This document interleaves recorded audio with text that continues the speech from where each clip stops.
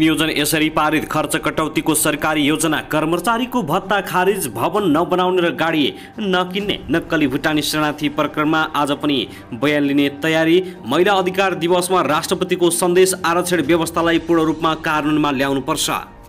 रेशम चौधरीलाई रिहा गरेको प्रति चारैतिरबाट आलोचना। रेशम चौधरीको आममाफी, गणतन्त्रको चरम दुरुपयोग भएको आरोप। राष्ट्रिय स्वतन्त्र पार्टीदेखि नेकपा एमाले लगायो यस्ता आरोप। सरकार टिकाउनको लागि जे पनि गर्ने, सरकार अदालत भन्दा ठूलो राष्ट्रपति रहेछ। विद्यमान आर्थिक सङ्कट यो बजेटले सामना गर्न नसक्ने राजेन्द्र प्रसाद लिङ्गदेलको भनाइ। बजेटले आकांक्षा राखेको जस्तो देखिन्छ तर लक्ष्य प्राप्त गर्ने आधार देखिँदैन। राष्ट्रिय स्वतन्त्र पार्टीका सभापति रवि लामिछाने बाँके राष्ट्रिय निकुञ्जमा वन्यजन्तुका लागि पानी पोखरी। अविनाश हेचरीको गोदाममा आगलागी, 2 करोड भन्दा बढीको क्षति। प्रतिपक्षलाई अल्मलाउने प्रचण्ड सरकारको बजेट, टिप्पणी गर्न ओलीकी अस्वीकार। दलितले छोएको दही खाएको न्यूमा अघोषित बहिष्कारमा परेका विरुद्धलाई क्षतिपूर्ति दिन सिफारिस। यौन तथा लैङ्गिक अल्पसंख्यक समुदायको मुद्दामा सरकारको व्यवस्था। एमालेमा ओलीको उदयसँगै एमाले खस्किँदै। गणतन्त्रमा मौलाइरहेको देउबा ओली र प्रचण्डको समान्तवाद।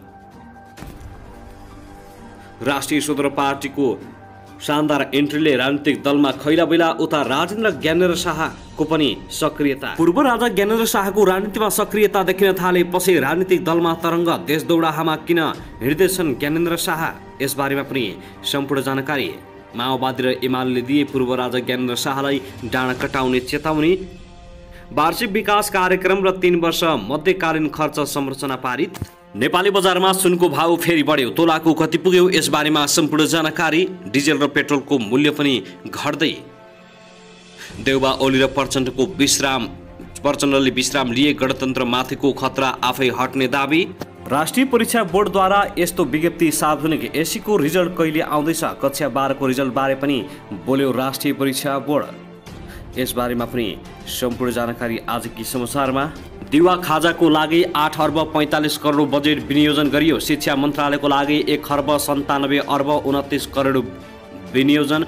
अब नयाँ कम्पनी दर्ता गर्न कुनै शुल्क नलाग्ने। भूमि मन्त्रालयको लागि 7 अर्ब 24 करोड बजेट विनियोजन। र प्रधानमन्त्रीको भारत भ्रमण, विद्युत निर्यातदेखि पञ्चेश्वर आयोजनासम्मका एजेन्डा। बजेटले अहिलेको समस्या समाधान गर्न नसक्ने पूर्व अर्थमन्त्री विष्णु पौडेलको भनाइ। यस्तो छ सरकारको बजेट पूर्णपाठ सहित। सरकारले जग्गा प्रशासन सम्बन्धी काम सूचना प्रविधि मात्रै गर्ने। अब हेर्नुहोस् पूरा समाचार। दर्शक नमस्कार, युट्युब च्यानल नेपाली खबर मिडियामा तपाईहरूलाई हार्दिक स्वागत छ। यदि हाम्रो च्यानललाई अहिलेसम्म सब्स्क्राइब गर्नुभएको छैन भने सब्स्क्राइब गरी नजिक रहेको बेल आइकनलाई दबाई हामीसँग जोडिनुहोला। दर्शक सदाझै आज पनि हामी तपाईहरुमाझ देशभरका विभिन्न समाचारका साथ उपस्थित भइसकेका छौँ। यो भिडियोलाई अन्तिमसम्म हेरी हामीले साथ दिनुहोला। दर्शक हाम्रो मेहनतको लागि एउटा सानो लाइक गर्न भने नभुल्नुहोला। कहाँदेखि हेर्दै हुनुहुन्छ, के भन्न चाहनुहुन्छ, तपाईँको मनमा लागेका प्रतिक्रिया कमेन्ट बक्समा छोड्न नभुल्नुहोला। दर्शक के तपाईँ हाम्रो च्यानलमा नियमित श्रोता हुनुहुन्छ? यदि नियमित हुनुहुन्छ भने तल कमेन्ट बक्समा नियमित अथवा रेगुलर लेख्नुहोस्। नयाँ हुनुहुन्छ भने सब्स्क्राइब गरी जोडिनुहोस् ताकि नयाँ अपडेटका साथ हामी तपाईहरुमाझ दैनिक रूपमा उपस्थित भइराख्नेछौँ। हाम्रा समाचारहरू तपाईँहरूलाई के कस्तो लागिरहेका छन्, सल्लाह सुझाव प्रतिक्रिया कमेन्ट बक्समा छोड्न नभुल्नुहोला। दर्शक आउनुहोस् आजको पहिलो खबरतर्फ लागौँ। नेकपा एमालेका उपाध्यक्ष एवं पूर्व अर्थमन्त्री विष्णु प्रसाद पौडेलले बजेटले मुलुकको अर्थतन्त्रका समस्यालाई देख्न नसकेको प्रतिक्रिया दिएका छन्। संघीय संसदबाट बाहिरिने क्रममा सञ्चारकर्मीसँग कुरा गर्दै उनले भने, आज प्रस्तुत आगामी आएको बजेटले अहिलेको समस्या समाधान गर्न सक्दैन। यो बजेट समग्रतामा भन्दा आधारभूत सिद्धान्तमाथि उभिएर आएको छैन। उनले राजस्व परिचालनको दृष्टिकोणले चालुक आर्थिक वर्षमा दर्दनाक अवस्था रहेको भन्दै आगामी वर्षको बजेटले पनि लक्ष्य अनुसार राजस्व परिचालन, पुँजीगत खर्च, लगानी र 6.5% को आर्थिक वृद्धिको लक्ष्य समेत पूरा गर्न नसक्ने बताएका छन्। उनले नेकपा एमाले नेता गोकुल बासकोटाले बजेटप्रति प्रतिक्रिया दिँदै भने, सुन्दा मजा लाग्छ, परिणाम केही पनि नआउने खालको बजेट आएको छ। उनले आन्तरिक ऋण व्यापक उठाउने भनिएको तर वैदेशिक ऋणको केही कुरा नगरिएको बताएका छन्। बजेटमा त्यसमा अनुदानको पनि खासै कुरा नगरिएको र रणनीतिक सडक सञ्जालबारे पनि स्पष्ट कुरा नभएको बताएका छन्। राष्ट्रिय प्रजातन्त्र पार्टीका प्रमुख सचेतक ज्ञानेन्द्र शाहीले सङ्कटको बेलामा आएको हुनाले बजेट नराम्रो नभएको भन्दै ठिक रहेको प्रतिक्रिया दिए। कार्यान्वयन पछि फितलो देखिन्छ, कार्यान्वयन पछिमा ध्यान दिनुपर्छ। दर्शकवृन्द, त्यसगरी आउनुहोस् अब अर्को खबरतर्फ लागौँ। प्रमुख प्रतिपक्षी दलका नेता तथा एमाले अध्यक्ष केपी शर्मा ओलीले सरकारले आगामी आर्थिक वर्ष 2080 र 81 का लागि ल्याएको बजेटले मुलुकको वर्तमान आर्थिक सङ्कटको समाधान नगर्ने बताएका छन्। सङ्घीय संसदको सोमबारको संयुक्त बैठकमा अर्थमन्त्री डा प्रकाश शरण महतले बजेट प्रस्तुत गरेका थिए। अर्थमन्त्री महतको बजेट भाषणपछि सङ्घीय संसद भवन नयाँ बानेश्वरमा संक्षिप्त प्रतिक्रिया दिँदै अध्यक्ष ओलीले आर्थिक सङ्कटको समाधान नदिने बताएका हुन्। बजेटले सङ्केत दर्शाउने गरे पनि समस्याको समाधान नदिने उनको भनाइ छ। बजेटले सङ्केत दर्शाउँछ तर सङ्कटको समाधान केही पनि दिनेवाला छैन। बजेटका विषयमा प्रमुख प्रतिपक्षी दलले विस्तृत रूपमा पछि धारणा सार्वजनिक गर्ने बताएका छन्। दर्शकवृन्द, त्यसगरी आउनुहोस् अब अर्को खबरतर्फ लागौँ। हाल देशका पश्चिमी निम्न चापे प्रणालीको साथै स्थानीय वायुको प्रभाव रहेको छ। हाल सुदूरपश्चिम र कर्णाली प्रदेश लगायत लुम्बिनी प्रदेशका तराईका थोरै भूभागहरू साथै देशका पहाडी भूभागहरू आंशिक बदलिरहे बाँकी भूभागहरूको मौसम सामान्यतया सफा रहेको छ। जल तथा मौसम पूर्वानुमान महाशाखाका अनुसार आज दिउँसो सुदूरपश्चिम र कर्णाली प्रदेश लगायत लुम्बिनी, बागमती, गण्डकी, बागमती र कोशी प्रदेशका पहाडी भूभागमा आंशिकदेखि सामान्य बदली रही देशका बाँकी भूभागमा मौसम सामान्यतः सफा रहनेछ। सुदूरपश्चिम र कर्णाली प्रदेशका थोरै स्थानहरूमा तथा बाँकी पहाडी भूभागका एक वा दुई स्थानमा मेघगर्जन, चट्यान सहित हल्का वर्षाको सम्भावना रहेको छ। राति देशका पहाडी भूभागमा आंशिक बदली रही बाँकी भूभागमा मौसम सामान्यतः सफा रहनेछ। सुदूरपश्चिम कर्णाली र गण्डकी प्रदेशका पहाडी भूभागका एक दुई स्थानमा मेघगर्जन, चट्यान सहित हल्का वर्षाको सम्भावना छ। आगामी 24 घण्टामा सुदूरपश्चिम र कर्णाली प्रदेशका थोरै स्थानहरूमा तथा बाँकी पहाडी भूभागका एक दुई स्थानमा मेघगर्जन, चट्यान सहित हल्का वर्षाको सम्भावना रहेको, त्यसबाट हुन सक्ने क्षति वा जोखिमबाट बस्न आवश्यक सतर्कता अपनाउन महाशाखाले आग्रह गरेको छ।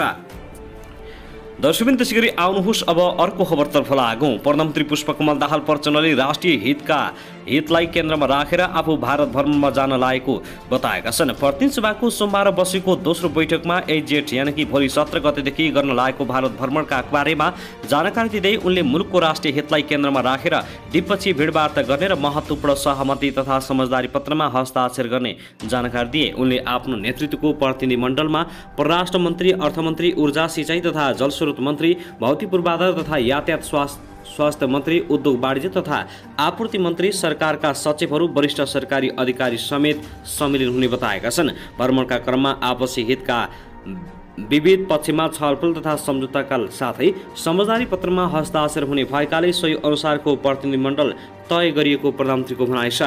नेपालको राष्ट्रिय हितलाई केन्द्रमा राखेर क्षेत्रगत विज्ञ, पूर्व प्रधानमन्त्री, परराष्ट्र मन्त्री लगायतसँग आफूले छलफल गरेको र सकेसम्म राष्ट्रिय सहमति बनाउने प्रयास भएको उनले बताएका छन्। भ्रमणका क्रममा भारतीय प्रधानमन्त्री नरेन्द्र मोदीसँग हैदराबाद हाउसमा प्रतिनिधिमण्डल स्तरीय भेटवार्ता हुने कार्यक्रम छ। भारतका राष्ट्रपति र उपराष्ट्रपतिसँग पनि शिष्टाचार भेटवार्ता गर्ने कार्यक्रम तय भएको छ।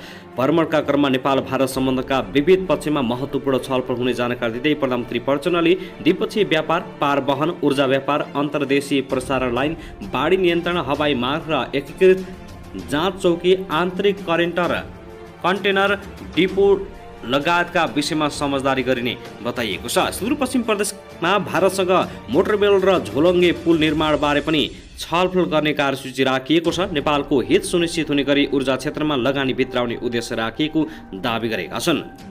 साथै आउनुहोस् अब अर्को खबरतर्फ लागौँ। राष्ट्रिय स्वतन्त्र पार्टीका सभापति रवि लामिछानेले नागरिक उन्मुक्ति पार्टीका नेता रेशम चौधरी निर्दोष भएर नछुटेको टिप्पणी गरेका छन्। हिजो सोमबार समानुपातिक सांसद बिन्दवासिनी कंसाकारको पद तथा गोपनीयताको शपथ गर्नपछि पत्रकारहरूसँग बोल्दै सभापति लामिछानेले चौधरी निर्दोष साबित नभएको बताएका हुन्। 3 तहको अदालतले फैसला सुनाएको विषयलाई राजनीतिक रूपमा हेर्न खोजियो। यसले रेशम चौधरी माथि पनि न्याय भएन। उहाँले 2 दिन अगाडि म निर्दोष छु भनिरहनु भएको थियो। उहाँ निर्दोष हुनुहुन्छ भन्ने विश्वासमा हामी थियौँ, किनभने लाल आयोगको प्रतिवेदनबारे कुरा उठाइरहेका थियौँ।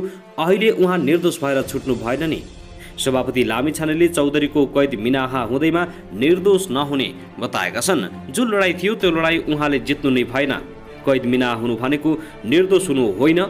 उहाँ दोषी स्वीकार गरेर निस्कनु भएको छ। मलाई लाग्दैन उहाँ अझै पनि थारूहरूले गरेको सङ्घर्षले विजय प्राप्त गरेन। हामी सम्पूर्ण थारूहरूका विजयको पक्षमा छौँ।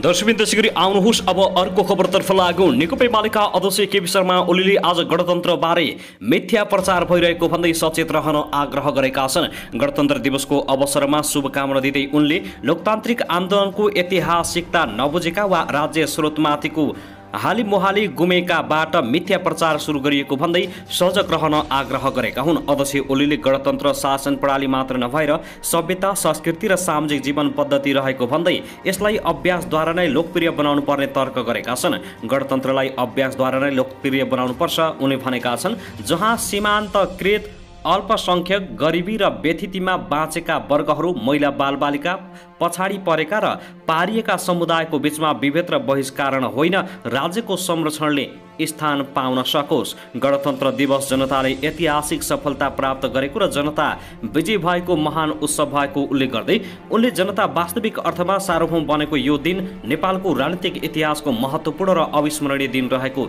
बताएका छन्। अध्यक्ष केपी शर्मा ओलीले गणतन्त्र नेपाली जनताको बलिदान र सङ्घर्षको सफलताको दिवस भएको भन्दै गणतन्त्र स्थापना पछिका त्रुटि भएका र तिनलाई सच्याउनु पर्ने सुझाव दिएका छन्। दर्शकबिन त्यसै गरी आउनुहोस् अब अर्को खबरतर्फ लागौँ। राष्ट्रिय स्वतन्त्र पार्टीले पूर्व सांसद रेशम चौधरीलाई आम माफी दिने राष्ट्रपतिको निर्णयप्रति आपत्ति जनाएको छ। हिजो आइतबार सो पार्टीका प्रवक्ता मुकुल ढकालले एक विज्ञप्ति जारी गरी टिकापुर घटनामा दोषी ठहरी तिनै तहको अदालतबाट जन्मकैदको सजाय पाएका चौधरीलाई आम माफी दिनु पीडितका लागि अन्याय भएको बताएका छन्। विज्ञप्तिमा सरकारको यो कदम पूर्वाग्रही र आम माफीको मर्म विपरीत रहेको समेत बताइएको छ। विज्ञप्तिमा भनिएको छ, प्रधानमन्त्री पुष्पकमल दाहाल प्रचण्ड स्वयंले सदनको रोस्टममै उभिएर रेशम चौधरीलाई छुटाउन विद्यमान कानुनमा संशोधन गरेर होस् या अन्य तरिकाले सरकार लागि परेको कुरा खुलेर बताउनु भयो। सरकारको यो कदम पूर्वाग्रही तथा आम माफीको मर्म विपरीत मात्र नभई पीडितका सन्दर्भमा अन्यायपूर्ण समेत रहेको राष्ट्रिय स्वतन्त्र पार्टीले ठहर गरेको छ। आइतबार राष्ट्रपति रामचन्द्र पौडेलले मन्त्री परिषदको बैठक सिफारिसमा चौधरी सहित 19 जनाको कैद सजाय माफी गरेका थिए। राष्ट्रपालले आम माफीको व्यवस्था भनेको कैद भुक्तानी गरिरहेका व्यक्तिको चालचलन तथा अन्य मानवीय अवस्थालाई विचार गरी निजलाई आत्मगर्भमा अगाडि बढ्न दिने एक अवसर भएको बताउँदै चौधरीको हकमा भने त्यो लागू नहुने बताइएको छ।